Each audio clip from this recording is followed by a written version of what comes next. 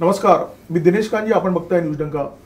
आपल्या सर्वांना 8 नोव्हेंबर 2016 हा दिवस चांगला आठवत असेल.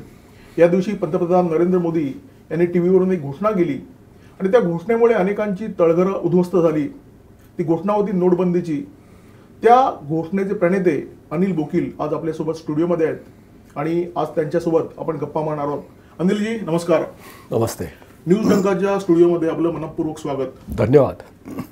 2016 पासून अनिल बोकील हे नाव प्रचंड चर्चेत आहे आणि ते चर्चेत असण्याचं कारण पंतप्रधानांची घोषणा आणि त्या घोषणेनंतर अनेकांना प्रश्न पडला होता की पंतप्रधानांनी हे पाऊल का उचललं आणि त्याच्यानंतर जो खल झाला, जो गलका झाला, वर्तमानपत्रामध्ये जी चर्चा झाली, त्या चर्चेमध्ये असं समोर आलं की ती संकल्पना तुमची होती. ती संकल्पना तुम्ही पंतप्रधानांची डिस्कस केली होती, त्याच्या आधी अनेक लोकांशी डिस्कस केली होती आणि त्याच्यानंतर तुमच्या अनेक मुलाखती मी पाहिल्या, अनेक लेख पाहिले. तर मुळात नोटबंदी ही संकल्पना तुमच्या डोक्यात येण्याचं कारण काय? आता खूप भूतकाळ पण आहे आणि मला खरं वर्तमान आणि भविष्यात जास्त बोलायला आवडलं असतं. पण हे एकटे अनिल बोकीलांचं नाही आहे, ही मुव्हमेंट आहे. ह्याच्यामध्ये खूप लोक काम करतात, हजारो लोकांनी काम केलेलं आहे. अर्थक्रांतीचा एक मी पूर्ण वेळ स्वयंसेवक आहे, असे खूप लोक आहेत.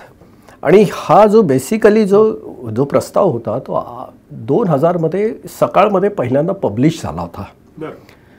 मग तो 2001 मध्ये ऑल इंडिया कॉमर्स कॉन्फरन्समध्ये जयपूरला त्याचं कोणती कॉन्फरन्स झाली होती, त्याचे मनमोहन सिंग अध्यक्ष होते. तिचं हा विषय पूर्ण मांडणी झाली होती. त्यामुळे ती नोटबंदी 2016ला जरी माध्यमाच्या लक्षात आली असती तर त्याच्या आधी ती खूप म्हणजे जगातून त्याचं हे झालं होतं. 2011ला अमेरिकेची जी फोर्डहॅम युनिव्हर्सिटी आहे न्यूयॉर्कची, त्यांनी हा पूर्णचा पूर्ण विषय पूर्ण पब्लिश केला होता. The handbook of Hindu economics and business असं नाव आहे त्याचं. इथे बॉम्बे चार्टर्ड अकाउंटंट जर्नल म्हणून जे इथलं चार्टर्ड अकाउंटंटचं जे हे निघतं एक सोव्हिनियर असतं आणि ते अत्यंत प्रेशस आहे कारण त्याच्यामध्ये खूप मोठे CA काम करतात. मे 2005च्या अंकामध्ये हा पूर्ण विषय त्याच्यामध्ये मांडणी झालेला आहे. त्यामुळे माध्यमांनी जरी त्याच्या 2016 नंतर दखल घेतली असेल तरी त्याच्या आधी ते खूप झालं होतं. ते पॉलिटिकल याच्यात खूप फिरलं होतं आणि सर्व पक्षीय याच्यात. 2004ला शरद पवारांनी हे अत्यंत याच्याने ऐकलं होतं आणि शरद पवारांनी त्याच्यावर खूप मोठी मदत केली अर्थक्रांतीला. त्यांनी म्हणजे तेव्हा विजय केळकर तुम्हाला माहिती आहे ज्यांनी GSTची मांडणी केली आणि त्याची रचना केली, GST आणि डायरेक्ट टॅक्स कोडची, त्यांची भेट फक्त शरद पवारांच्यामुळे आमची होऊ शकली. राष्ट्रपती भवनात त्याच्या आधी नंतर प्रेझेंटेशन झालं 2007ला. त्यामुळे हा विषय जरी माध्यमांना 2016ला घेतला असा नोटबंदीच्या नंतर, पण त्याच्या आतमध्येचा प्रवास खूप मोठा होता आणि तो अनिल बोकीलांचा नव्हता. तो अर्थक्रांती नावाच्या एका चळवळीचा होता ज्याच्यामध्ये खरं सांगू ना की खूप मोठ्या लोकांनी आणि खूप जास्त काम केलं आहे. माध्यमाला एक नाव सोपं वाटलं अनिल बोकील म्हणून ते पुढे आणलं, पण तसं नाही आहे. एक प्रश्न माझ्या मनात आहे. तुम्ही असं म्हणालात की 2000 साली पहिल्यांदा सकाळमध्ये याच्याबद्दल पब्लिश प्रकाशित झालं, बरोबर आहे, आणि याची प्रत्यक्ष अंमलबजावणी व्हायला 2016 उजाडावं लागलं. इतका प्रदीर्घ काळ लागला, त्याचं काय कारण असावं? हा फार छान तुम्ही प्रश्न विचारला. त्याचं कारण काय होतं की आपण राजकारण्यांना फार पटकन कुठल्या गोष्टी दोषी देतो किंवा त्याला क्रेडिट पण देतो. पण कुठलाही राजकारणी असं स्वतःचे एकदम प्रस्ताव घेऊ शकत नाही. त्यांना ते अकॅडमियातनं किंवा विचारवंताकडनं यायला लागतात. आणि आम्हाला ह्या सगळ्या प्रवासात काय लक्षात आलं की इथला जो विचारवंत किंवा ज्याला आपण अकॅडमी आपण म्हणू, हा सगळा एका पाश्चात्य एका विचारसरणीच्या अंडर आहे आणि त्यांना ही कुठली गोष्ट पटतच नाही किंवा त्यांना झेपत नाही म्हणू आपण कदाचित, की भारतीय पण काही वेगळा विचार असू शकतो, भारतीय लोक पण विचार करू शकतात. त्यामुळे व्हायचं काय की हे सगळं राजकारण्यांना जरी पटलं तरी ते त्याच्या कॅलिब्रेशनला किंवा व्हॅलिडेशनला यांच्याकडे पाठवायचे आणि मग त्यांचे बेसिक सुरू व्हायचे की हे असं कसं शक्य आहे, असं कधी जगातच झालेलं नाही आहे, असं कधी नाही झालं. हे खरं होतं का? म्हणजे जगात याच्यापूर्वी असं कधीच झालेलं नव्हतं? नाही, ह्याच्यामध्ये फार छोटी हिस्ट्री भारतात आहे. 1978 साली आपल्याकडे पण 1000ची नोट काढली होती ना, पण ती छोटी अमाऊंट होती कारण तेव्हाची अर्थव्यवस्थाच खूप छोट्या होत्या. हो, हा एवढं नक्की आहे की भारताच्या बरोबरच 2 देशांनी आणखी डिसिजन घेतलं होतं की आपण हे नोटबंदी केली पाहिजे. त्यातलं एकाचं नाव आहे पाकिस्तान आणि दुसऱ्याचं नाव आहे व्हेनेझुएला. पण नोटबंदीनंतर इथल्या माध्यमांनी जे रंगवलं की किती लोकांचा गोंधळ झाला आहे आणि किती झाला आहे की ज्याच्यावर सुप्रीम कोर्टला पण दखल घ्यायला लागली. सुप्रीम कोर्टने पण कॉमेंट केला की आता उद्या ह्याच्यातनं केऑस झाला त्याची जिम्मेदारी कोण घेणार आहे. ते खरं सांगू ना, कदाचित राजकीय कौशल्य असेल, प्रशासनाने योग्य भूमिका घेतल्या असतील किंवा इथल्या विचारवंतांच्या योग्य त्यांनी स्वतःच्या भूमिका घेतल्या म्हणून वातावरण लवकर शांत झालं. पण व्हेनेझुएला आणि पाकिस्तान ह्या दोघांनी त्यांचं धाडस नाही झालं भारतामधली रिॲक्शन बघून. बरोबर आहे. आणि त्याचा परिणाम असा झाला की व्हेनेझुएला बँकरप्ट झाला, संपला. आणि पाकिस्तानची परिस्थिती आपण संपला आहे. पाकिस्तान आता त्यांच्याकडे 5,000ची नोट आहे. आणि मुळात हे नोटबंदीचे जे काय कारण जे माध्यमांनी पुढे आणले त्यातलं तांत्रिक कारणं खूप वेगळी आहेत. अच्छा, म्हणजे माध्यमांमध्ये अशा प्रकारची चर्चा झालेली की भारतामध्ये काउंटरफिट करन्सीचा सुरू होता आणि त्याच्यामुळे भारत सरकारला हा निर्णय घ्यावा लागला. यात तथ्य किती? एक कारण आहे त्यातलं ते, कारण तुम्ही एक फक्त नोटाचं साधं म्हणजे अगदी साध्या माणसासाठी मी तू बोलतो कारण याचे तांत्रिक कारणं खूप आहेत. पण आता तुम्ही हा विषय विचारलाय म्हणून त्याच्या पुढचा 1,000ची नोट बनवण्यासाठी भारतामध्ये ₹2.59 ते ₹2.80 खर्च लागत होता. 500ची नोट आपल्या भारतामध्ये जी बनायची ती ₹2.40 ₹2.30ची एका नोटीची बनवायची किंमत होती. आपल्या खूप लोकांच्या डोक्यात अशी संकल्पना असते की ही नोटा जेव्हा सरकार छापतं किंवा रिझर्व्ह बँक छापतं तेव्हा सरकारकडे सोनं असतं, ते सोनं सरकार रिझर्व्ह बँकेकडे ठेवतं आणि तेवढ्या मूल्यांच्या नोटा, सोन्याच्या मूल्याच्या नोटा छापल्या जातात. हे भारतात 1954ला संपलेलं आहे. जितकं सोनं तितक्या नोटा हे भारतात नाही, ते संपून आता 50, 60, 70 वर्ष झाली आहेत. आणि जगामध्ये हे जे संपलं शेवटचं ते 1971ला अमेरिकेने सोन्याचं आणि डॉलरचं नातं तोडलं. आता नोटा किती छापल्या जातात, पण त्या कशा छापल्या जातात तर त्याचे काही गणितीय समीकरणं असतात, मॅथमॅटिकल मॉडेल्स. RBI त्याप्रमाणे की आता लोकांच्या डिमांड किती आहेत, डिमांड सप्लाय म्हणजे आता अर्थव्यवस्था किती गतीने वाढती आहे. आता समजा आता आपण ज्याला इकॉनॉमिक ग्रोथ रेट म्हणतो 6%नी वाढते ना, मग गेल्या वर्षीपेक्षा 6% नोटा वाढवायच्या. 6%. जुन्या नोटा ज्या झालेल्या आहेत त्या आता फाटलेल्या आहेत, मग त्या बदलून हव्या आहेत, त्या नव्या टाकायच्या. इतक्या साध्या याच्यावर ते मेकॅनिझम असतं. आता मला तुम्ही एक सांगा की नोटाची बनवण्याची किंमत ₹2.80 ₹70 आणि त्याच्यावरची एन्डॉर्स व्हॅल्यू मात्र ₹1,000. असं कुठलं उत्पादन आहे जगामध्ये की ज्याचा बनवायचा खर्च ₹3 आतमध्ये आणि विकायची किंमत ₹1,000 म्हणजे ₹997 प्रॉफिट. 997 म्हणजे एवढं प्रॉफिट असलेलं प्रॉडक्ट कुठलं आहे?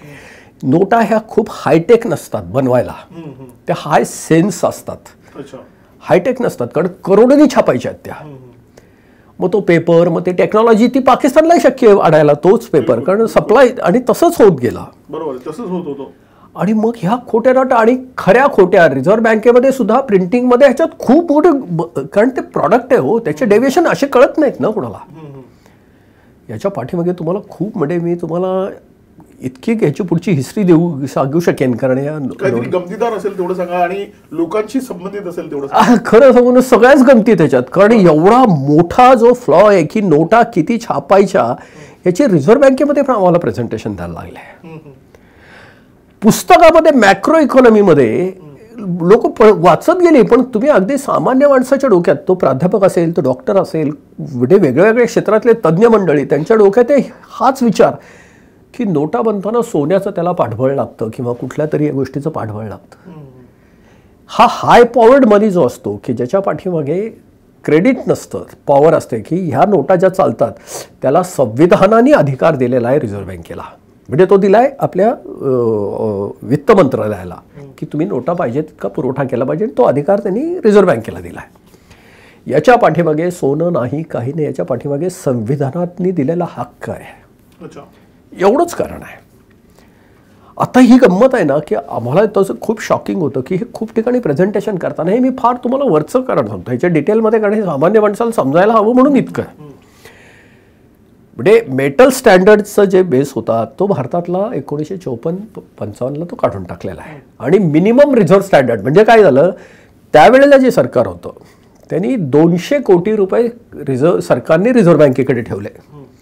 त्यातले 155 कोटी रुपयाचं सोनं होतं त्यावेळेचं आणि 85 कोटी रुपयाच्या ह्याच्या पाऊंडच्या नोटा होत्या, कारण युकेचा पाऊंड तेव्हा ताकदवान होता आणि तो आंतरराष्ट्रीय चलन होतं, ते पाऊंडाचं होतं. या 200 कोटीवर जेव्हा ह्या नोटा काढून घेतल्या 500 आणि 1000च्या, त्याचं बॅकग्राऊंडला 200 कोटी आहेत रिझर्व्ह आणि काढले गेले जवळपास 16.5 लाख कोटी रुपये काढले गेले. अच्छा. 200 कोटीच्या रिझर्व्हवर 16 लाख कोटी प्रिंट झाले होते व्हॅल्यू. म्हणजे शून्यात नाही निर्मिती केली. विज्ञानाचा एक साधा नियम आहे, nothing can be created or destroyed, only you can change the form. आणि माणसाने हे निर्मिती मूल्य किंवा जे विनिमय मूल्य आहे, हे निर्मिती नाही, हे विनिमयाचं मूल्य आहे. एकीकडे तुम्हाला एका रोजगाराला, एका मजूर किंवा एका कष्टकऱ्या माणसाला 500 रुपये कमवण्यासाठी 10 तास काम करायला लागतं. आणि 1 खोटी नोट छापली मी 2 रुपयाच्या मध्ये की 1000 रुपये एका मिनिटात तयार झाले. बरोबर. हे फक्त विनिमयाचं माध्यम आहे, ते मूल्य नाही आहे. बरोबर. जसा एक गोंधळ होतो ना की आपल्याकडे मार्क्स असतात परीक्षेमध्ये, आपण मार्क्स म्हणजे ते आकलनाचं एकक म्हणून पकडतो. अरे त्याला 100%, त्याला 90% म्हणजे त्याचं आकलन. तसंच असेल असं नाही आहे. कॉपी करून सुद्धा कदाचित मार्क मिळवता येतात. आणि एखाद्याची इतक्या कष्टाने की दिवसभर घरात करतोय, राबतोय आणि त्या मुलाला वेळ नाही मिळाला, त्याला 40% मार्क पडतात, पण तो 40% वाला तो जास्त सक्षम असू शकतो. तसंच या मूल्यांच्या बाबतीत घडलं. आणि ह्याला दुसरी मोठी गोष्ट काय की नोट जेव्हा हात बदलते तेव्हा त्याच्या पाऊलखुणा राहत नाहीत. आता मी समजा आता 500ची एक नोट तुम्हाला दिली, कुणीही सिद्ध करू शकत नाही की ही नोट कुणी कुणाला दिली आहे, तुमच्याकडे आहे का नाही, कारण त्याच्या पाऊलखुणा नसतात. आणि हे भ्रष्टाचाराचं सगळ्यात मोठं साधन असतं, कारण त्याच्या पाऊलखुणाच नसतात.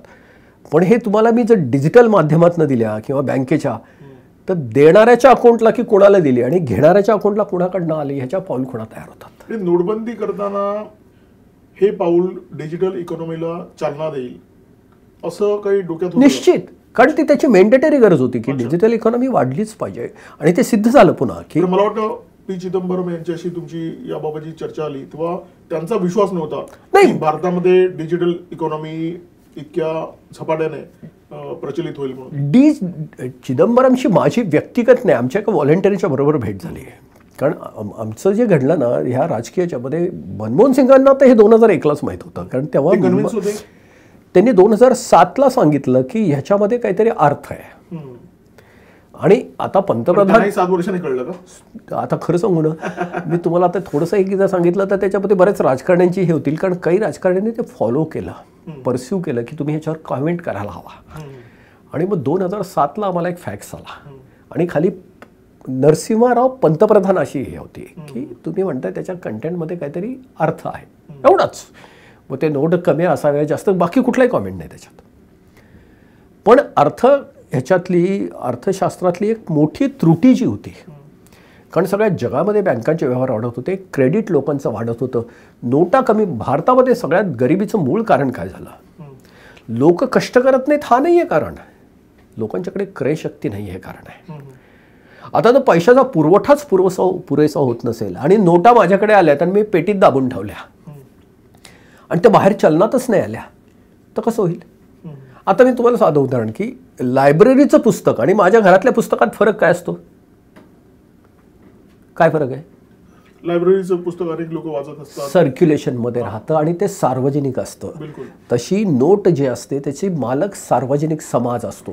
तो जर माझ्या खिशात मी दाबून ठरला, आता माझ्याकडे एक 500 रुपयाची नोट आहे, आता मी तुमच्याबरोबर इथे बसलोय, अर्धा तास झाला, ती मी पण वापरत नाही आणि दुसऱ्याला पण वापरायला मिळत नाही आहे.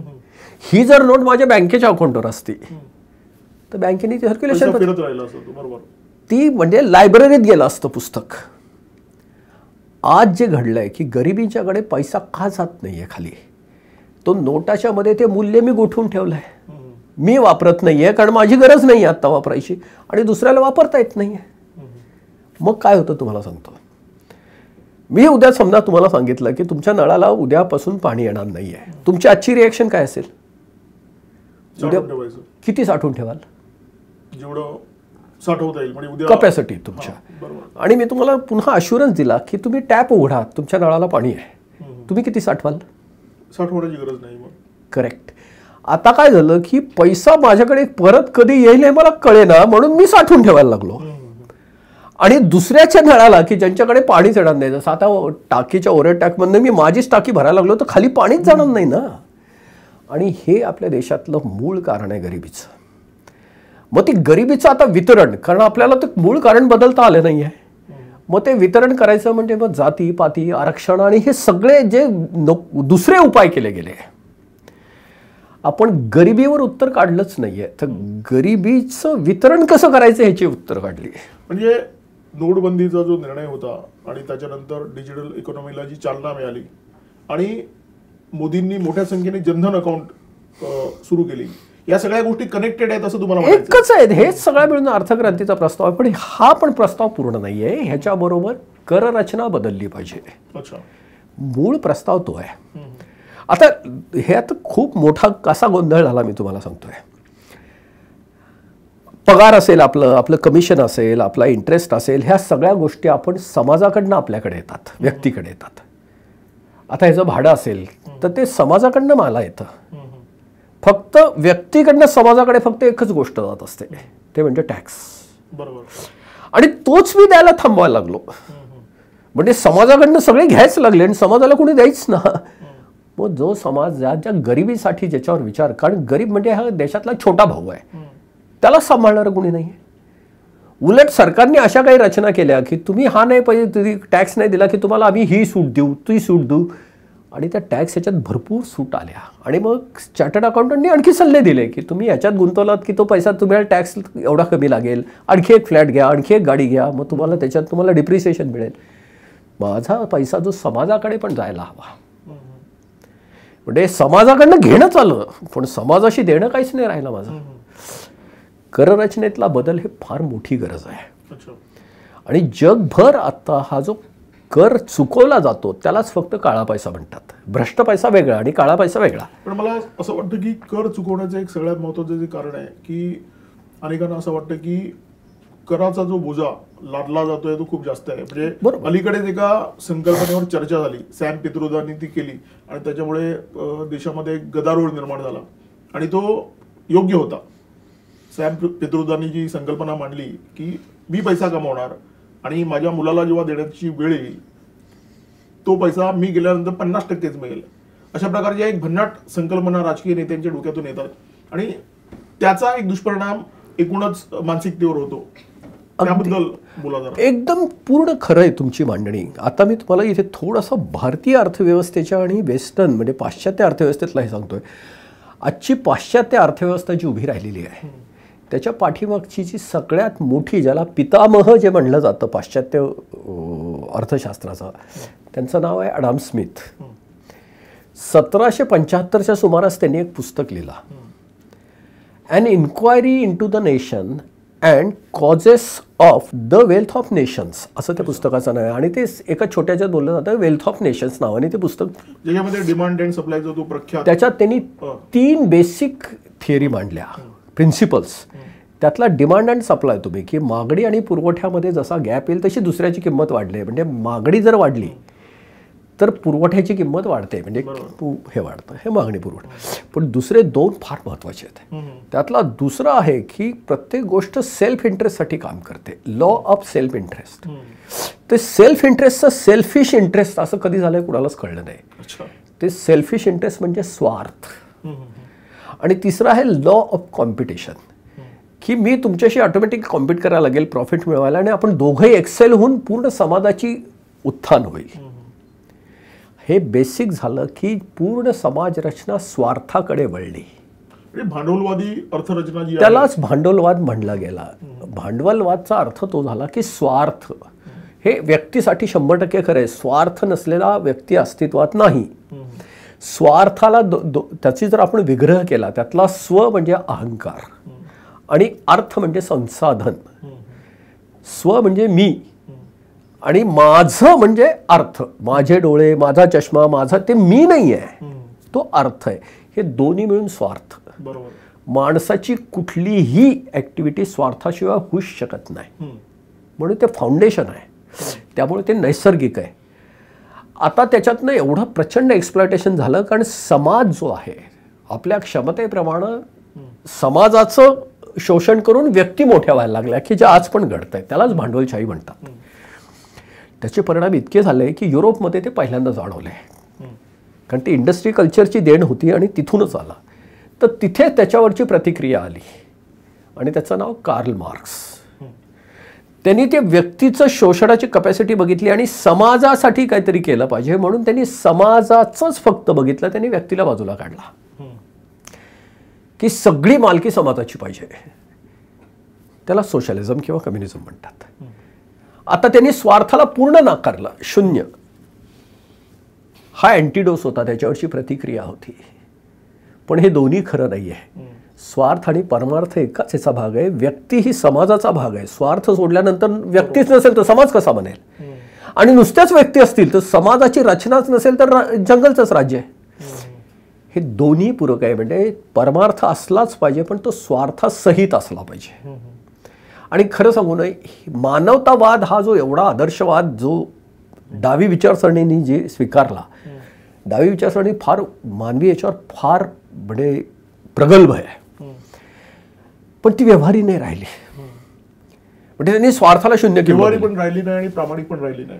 नाही, प्रामाणिक राहू शकत नाही कारण ते व्यावहारिक नाहीये म्हणून ते प्रामाणिक नाही राहू शकले. बरोबर आहे. त्यांची इच्छा असताना नाही, पण ते मानवतावादी आहेत का? ते 100% आहेत. भांडवलशाही मानवतावादी नाहीये, ती व्यक्तिवादीच आहे. म्हणजे त्यांची थिअरी आहे ती मानवतावादी आहे. निश्चित आहे. म्हणजे त्यांना जिथे पोचायचंय गोल ती मानवतावादी आहे, पण त्याची अंमलबजावणी रस्ता चुकलाय. म्हणून आपल्याकडे एक साधी म्हण आहे बघा, की तुम्ही तो ऐकलं पण असेल, की तुम्ही वया प्रौढ असेपर्यंत जर तुम्ही समाजवादी नसाल तर तुम्हाला हृदय नाही आहे, भावनाच नाही आहे, तुम्हाला मानवतावादच नाही आहे. आणि प्रौढ झाल्यानंतर, परिपक्व अनुभवाने झाल्यानंतर जर तुम्ही समाजवादीच राहिलात तर तुम्हाला डोकं नाही आहे. म्हणजे अनुभवाने तुम्हाला मिळालंच नाही आहे. खरं भारतीय काय सांगतं, स्वार्थ आणि परमार्थ एकच दिशा आहे. कोहम म्हणजे मी कोण, त्या मीचा हा प्रवास आहे. आणि अहम ब्रह्मास्मी. आता मला सांगा की सध्या जी भारतीय जी अर्थव्यवस्था आहे, म्हणजे एकूण केंद्र सरकारच्या ज्या वेगळ्या वेगळ्या पॉलिसीज आहेत, आर्थिक धोरणं आहेत, त्यांचा विचार जेव्हा आपण करतो तेव्हा या दोन ज्या अर्थव्यवस्था आहेत त्याचा कुठेतरी सुवर्णमध्य आपण गाठलाय असं काही दिसतंय का? धोरणाने आपण स्वीकारलंय, म्हणजे कल्याणकारी लोकशाही राष्ट्र हे आपण स्वीकारलंय. पण कल्याणकारी करण्यासाठी आपल्याला ते कधी व्यावहारिक रस्ता सापडला नाहीये. खरं सांगू ना, जेव्हा सरकार सांगतं की आमच्याकडे पैसे नाही आहेत एखाद्या गोष्टीला, असं होऊच शकत नसतं. ते तांत्रिक कसं होत नाही तुम्हाला सांगतो. आपल्या व्यक्तीचं जे बजेट असतं, व्यक्तीचं, संस्थेचं कुठल्याही, ते उत्पन्नाप्रमाणे आपण खर्च करतो. आता माझं उत्पन्न आहे समजा 100 रुपये आणि माझा खर्च आहे मग 100 रुपयाच्या मध्ये मी बसवायचा प्रयत्न करतो. जर मला 100 रुपये कमी पडले तर मी बाहेरून कर्ज काढतो किंवा घरातल्या काही वस्तू विकतो आणि ते पैशाची मी किंवा ते रिसोर्स जे आहेत संसाधनाची मी जुळणी करतो. हे व्यक्तीचं आणि संस्थेचं बजेट असं असतं. सरकारचं एक्झॅक्टली उलटं असतं बजेट. सरकारमध्ये आधी खर्च काढला जातो आणि ते काढल्यानंतर मग उत्पन्नाचे स्रोत ठरतात. उत्पन्नाच्या स्रोताप्रमाणे खर्च नाही, ते व्यक्ती आणि संस्थासाठी असतं. पण सरकार एक्झॅक्टली उलटं असतं की आधी खर्चाचे कलम काढले जातात आणि मग त्याचे स्रोत शोधले जातात. तर सरकारकडे जो सगळ्यात मोठा स्रोत असतो तो आहे कर लावायचा. बरोबर. सरकार 100% कर लावू शकतं, 100% कर लावू शकतं आपल्यावर, पूर्ण उत्पन्न सरकारचं. फक्त सरकारला ते कारण दाखवायला लागतं की कशासाठी आम्ही हा कर घेणार आहेत आणि ते संसदेकडनं पास करून घ्यायला लागतं. ते पास नाही झालं तर मग तुमचं बजेट नाही पास होणार. त्यामुळे सरकारला उत्पन्नाचं कधीही बंधन नसतं. ते आपण काय करतो, सरकारचं बजेट आपल्याच दृष्टीने बघतो, व्यक्ती आणि संस्थेच्या दृष्टीने. ते एक्झॅक्टली उलटं असतं.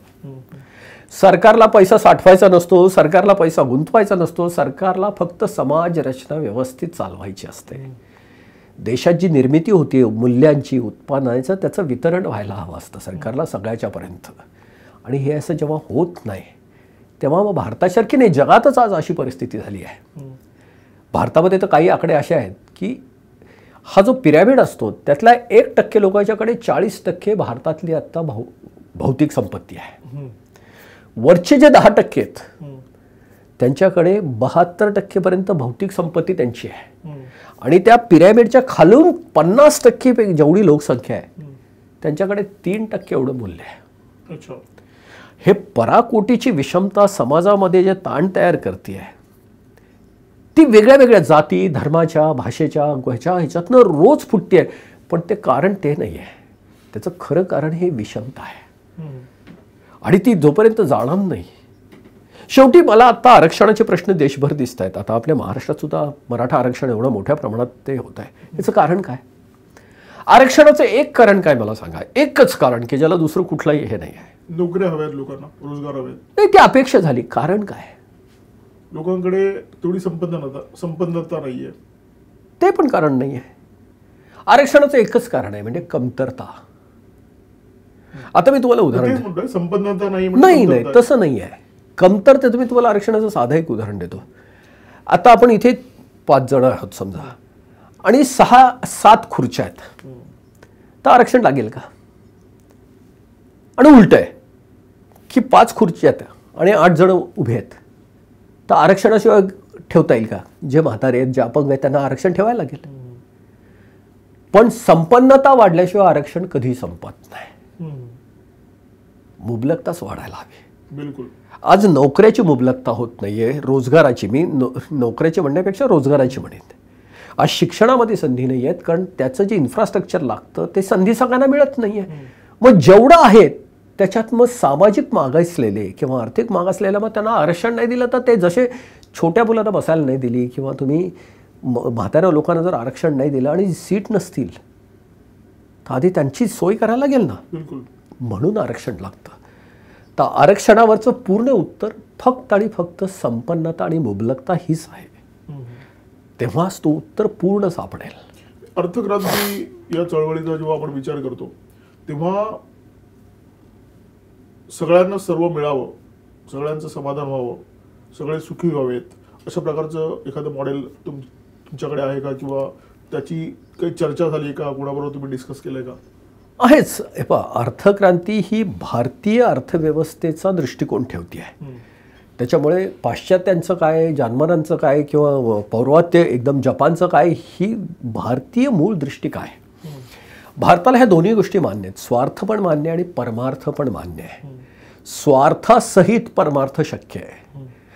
अर्थाचा विग्रह केला तर स्व आणि अर्थ, आणि इकडे परमार्थाचा परम आणि अर्थ. परमार्थाचा अर्थ असा आहे की ज्याच्यामध्ये 100% लोकांचा स्वार्थ सामावलेला आहे, त्याला परमार्थ म्हणतात. दुर्दैवाने आपल्या देशात परमार्थाचा संबंध अध्यात्माशी लावला गेला आहे. 100% लोकांचा स्वार्थ ज्याच्यात सामावला आहे तोच परमार्थ आहे, आणि त्याच्यातच ह्या सगळ्याचे पूर्ण उत्तर असू शकतात. आता ह्याचा एक प्रस्ताव आम्ही पण दिला आहे अर्थक्रांतीने, ज्याच्यावर आता 5 वर्ष खूप चर्चा चालली आहे. आम्ही म्हणजे ते राष्ट्रपती भवनातही दिला आहे, मोठ्या मंत्रालयात गेला आणि तो पुढे गेला. नोटबंदी हे ऑपरेशन होतं आणि त्याच्यानंतर पेशंट ठणठणीत व्हावा, उड्या मारायला लागावा, निरोगी व्हावा, दणकट व्हावा, याच्या दृष्टीने मला वाटतं हा प्रस्ताव आहे. हा, एक करेक्शनसाठी होता आणि एक डेव्हलपमेंटसाठी होता.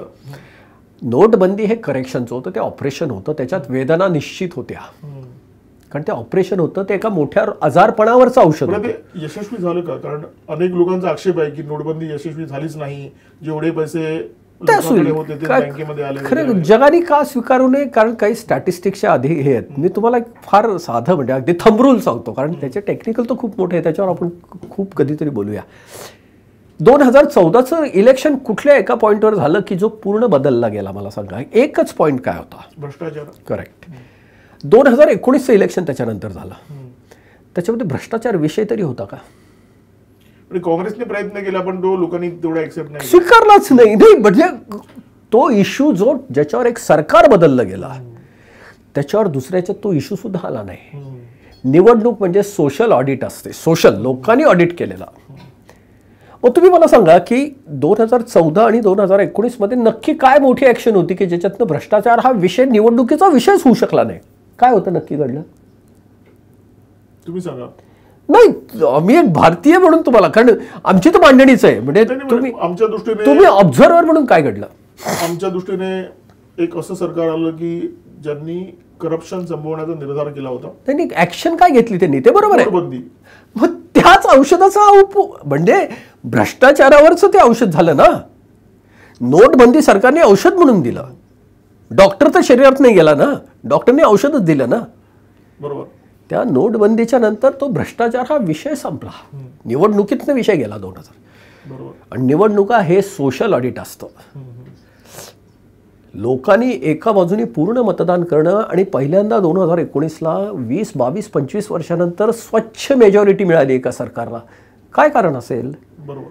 2 मोठे बदल केले होते. एक जीएसटी सरकारने आणला होता आणि एक नोटबंदी आणला होता. आणि 2 मुद्दे तुम्ही याच्यामध्ये ऍड करा. म्हणजे हा एक समजा आपण निकष धरू, नोटबंदी यशस्वी होती हे सांगणारे आणि असे 2 मुद्दे.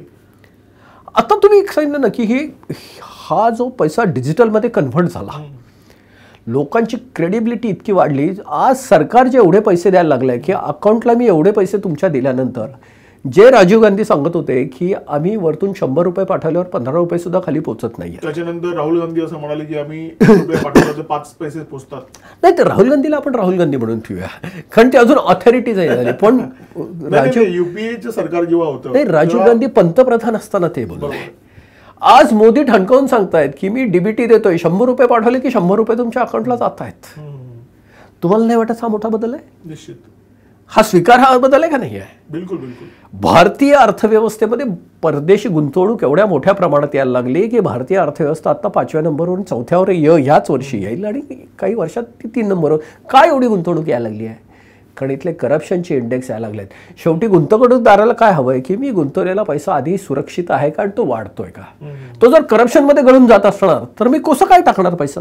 बरं, आता राहुल गांधी यांचा उल्लेख आला म्हणून मी तुम्हाला विचारतो. मगाशी आपली एक चर्चा झाली तेव्हा राहुल गांधींची सुद्धा तुमची भेट झालेली आणि तुमची नोटबंदी या विषयावर त्यांच्याबरोबर चर्चा झालेली.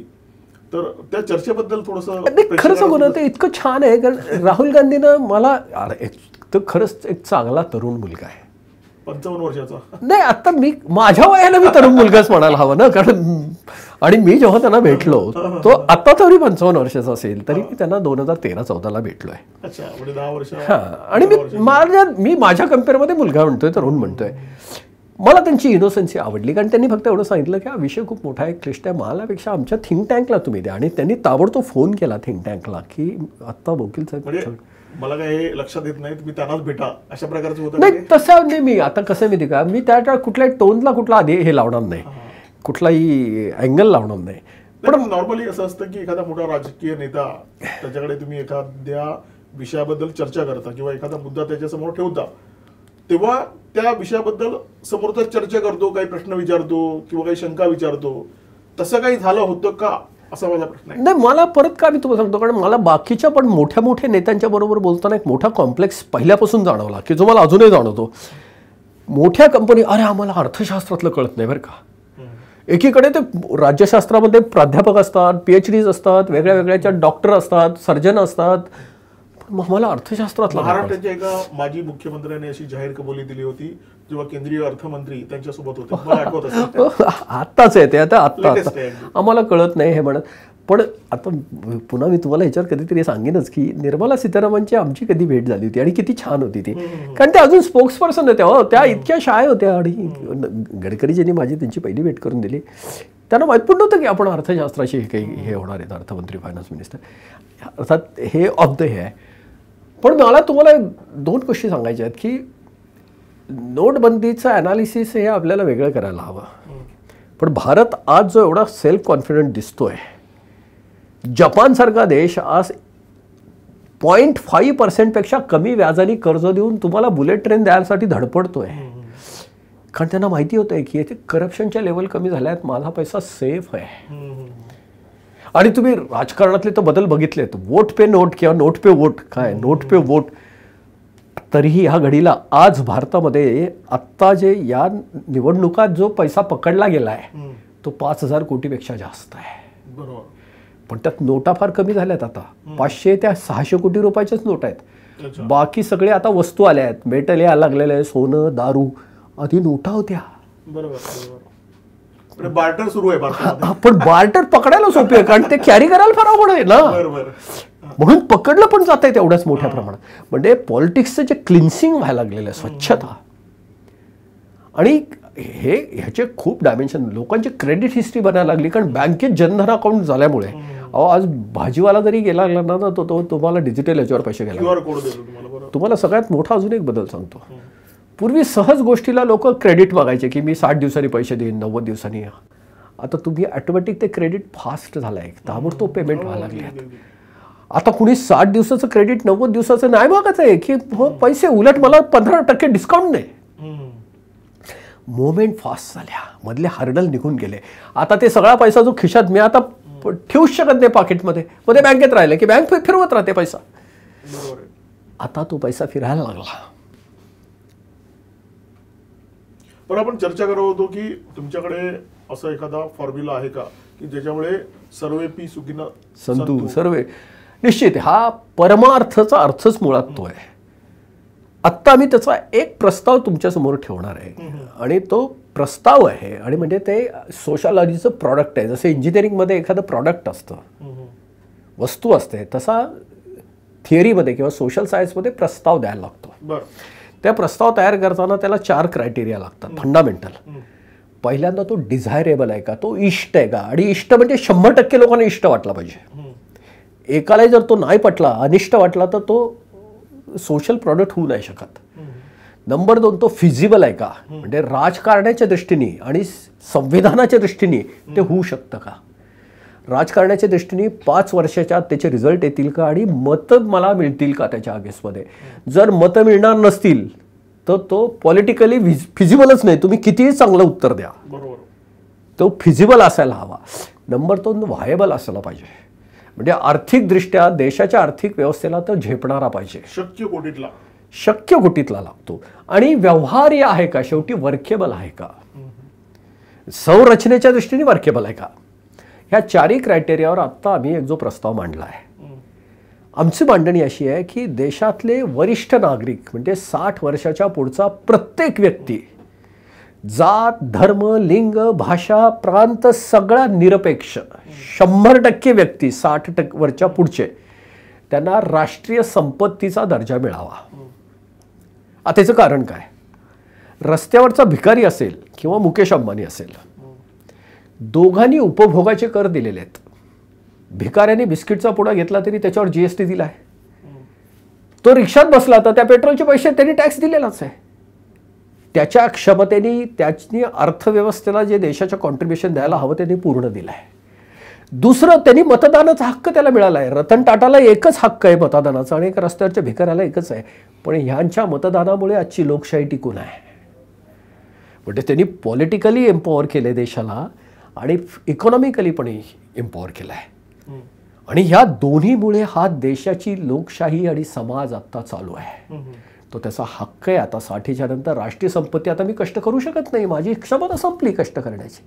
नवं तंत्रज्ञान वाढतंय, माझी मानसिकता ती नाही आहे, माझं शिक्षण पूरक नाही आहे, पण मी जे केलं आहे ऑलरेडी त्याची काय किंमत आहे. तर आमची पहिली मांडणी की 60च्या पुढचा प्रत्येक व्यक्ती राष्ट्रीय संपत्ती असलाच पाहिजे. एक म्हणजे तुम्ही कंटिन्यू करा, पण एक शंका आहे मध्येच मला आलेली, ती तुम्हाला विचारतो. पलीकडे काय झालं की मेडिकल सायन्स खूप प्रगत झालेलं आहे, त्यामुळे व्यक्तीचं आयुर्मान वाढलेलं आहे आणि बऱ्यापैकी फिटनेस पण वाढलेलं आहे. म्हणजे काही वर्षापूर्वी 60चा माणूस जितका थकलेला वगैरे दिसायचा तेवढा दिसत नाही. कारण हल्ली बऱ्याच म्हणजे औषधं वगैरे घेऊन लोक स्वतःचं फिटनेस मेंटेन करतात, बऱ्यापैकी व्यायाम करतात, मॉर्निंग वॉकला जातात, शक्य नसेल तर ऑफिसमधून आल्यावर पार्कमध्ये एखादा राऊंड मारतात. त्यामुळे एक 60 पर्यंत माणूस बऱ्यापैकी त्याचं शरीर मेंटेन असतं, काम करत असतो. आणि रिटायर्ड जेव्हा होतो तेव्हा अनेकदा अशी उदाहरणं बघायला मिळतात की तो दुसऱ्या कंपनीत कुठेतरी जॉईन झाला, कन्सल्टंट म्हणून काम केलं किंवा त्याने आजवरच्या अनुभवाचा फायदा करून काहीतरी स्वतःचा एक धंदा सुरू केला. अशी आपण अनेक उदाहरणं बघतो. म्हणजे 60 नंतर माणूस थकलाय किंवा आता मला आराम करायचा आहे अशा मानसिकतेत लोक नसतात. म्हणजे मी पण जेव्हा विचार करतो जेव्हा माझी 60 पूर्ण होईल तेव्हा मी थांबेन का, तर माझ्या मनातून जे उत्तर येतं ते असतं अजिबात नाही. किंबहुना माझ्यासमोर आज अमिताभचं उदाहरण आहे, माझ्यासमोर भाऊ तोरसेकरांचं उदाहरण आहे. भाऊ तोरसेकर जवळजवळ 75च्या आसपास आहेत. आजही ते 4-4 व्हिडिओ करतात. अमिताभ बच्चन आज एकाच वेळी 4-4 फिल्म करतोय. तर त्यामुळे असं एक चित्र दिसतंय की लोक फिट आहेत, चांगलं काम करतायत. आणि अशा परिस्थितीमध्ये तुम्ही असं म्हणताय की 60 नंतर राष्ट्रीय संपत्ती नाही, अजून काहीच नाही. मी फक्त राष्ट्रीय संपत्ती आधी मी तुमच्या आधी क्लॅरिटी देतो आणि मग. श्री अनिल बोकील यांच्या महामुलाखतीचा पूर्वार्ध आज आपण बघितला. उद्या सायंकाळी 4 वाजता या महामुलाखतीचा उत्तरार्ध बघायला विसरू नका. धन्यवाद. आमचा व्हिडिओ जास्तीत जास्त लाईक करा, शेअर करा आणि आमचे यूट्यूब चॅनल सबस्क्राईब करा. धन्यवाद.